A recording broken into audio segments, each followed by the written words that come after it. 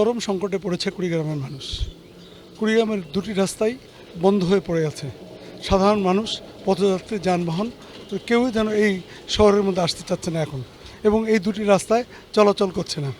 কুড়িগ্রামের শাপলা চত্বর থেকে তারামন বিবির মোড় পর্যন্ত একটি রাস্তা হলো পৌরসভার, আরেকটি রাস্তা ঘোষপাড়া থেকে দাদামোড় হয়ে তারামন বিবি পর্যন্ত সড়ক ও জনপদের। দুটি রাস্তায় ৭১ টিভির বারবার রিপোর্টের পরে এই রাস্তা দুটির দ্রুত কাজ শুরু করেছে কর্তৃপক্ষ। সড়ক ও জনপদের এই রাস্তাটি সিসি ঢালাই শুরু হয়েছে।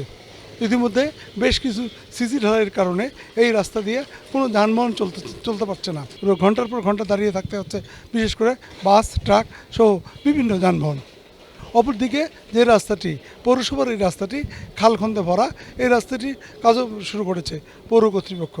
কারণ ধারাবাহিক এই রিপোর্টের কারণে স্থানীয় মানুষজন ওই রাস্তাটি গত দুদিন আগে একদম বন্ধ করে দিয়েছিল, এবং তারপরে কয়েক ঘন্টা বন্ধের পরে পৌর কর্তৃপক্ষের আশ্বাসে এই রাস্তাটি আবারও মেরামত শুরু হয় এবং কাজ চলে।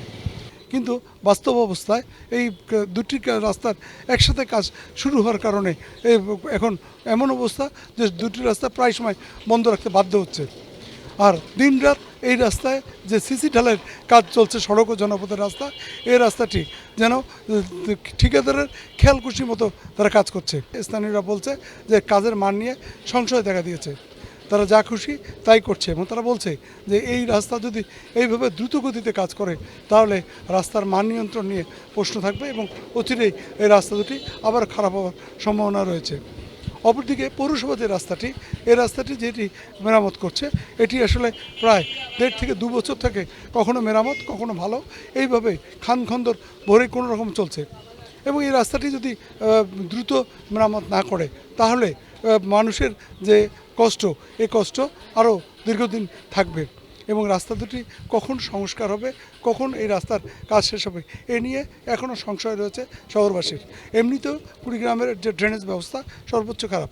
এই কয়েকদিনের বৃষ্টিতে সমস্ত এলাকায় পানিতে সয়লাব হয়ে থাকে, এবং শহরের অনেক মানুষের বাড়িতে পানি দিয়ে ভর্তি হয়ে থাকে, যাতে চরম দুর্ভোগে রয়েছে এই শহরবাসী জানে না এই দুর্ভোগ তাদের কখন কাটবে, কিভাবে কাটবে। তবে তারা অনুরোধ করে কর্তৃপক্ষের কাছে তারা যেন দ্রুত বিষয়গুলি নজরে দেয়, এবং দ্রুত যেন রাস্তা দুটির কাজ সমাধান করে, এবং কাজের মান যেন ভালো হয়, এ প্রত্যাশা সকলের। রাজু মুস্তাফিজ, ৭১, কুড়িগ্রাম।